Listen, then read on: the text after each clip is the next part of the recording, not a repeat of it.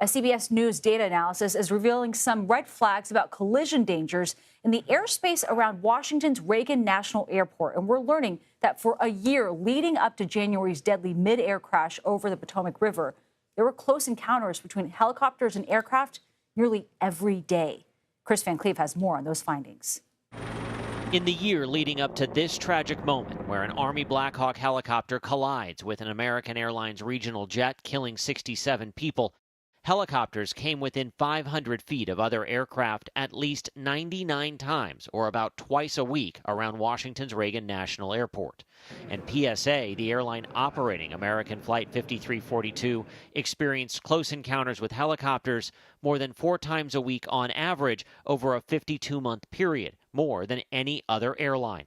NTSB Chair Jennifer Homendy last month. Why did it take 67 lives to be lost and families who are just destroyed forever to understand what was occurring? CBS News analyzed data from 2 FAA studies released as part of the NTSB investigation into the crash.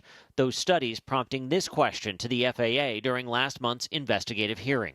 What I'm trying to figure out is, how do we not find this out after an accident? None of the airlines had identified any of the risk here. The Army hadn't identified the risk here, and we hadn't identified the risk here. In the area where the collision occurred, helicopters were limited to a maximum altitude of 200 feet. But last year, 1 in every 10 exceeded that limit while flying directly in front of the runway Flight 5342 was about to land on. Former NTSB Chair Robert Sumwalt. And maybe this did become the norm, that helicopters and airplanes were routinely operating closely together, so therefore it just looked like noise in the data, that people really were not taking it as a serious risk. And as we now know, the risk was unacceptable. The FAA says it's developing new AI tools it hopes will spot patterns like the ones missed over Washington. Kris Van Cleave, CBS News,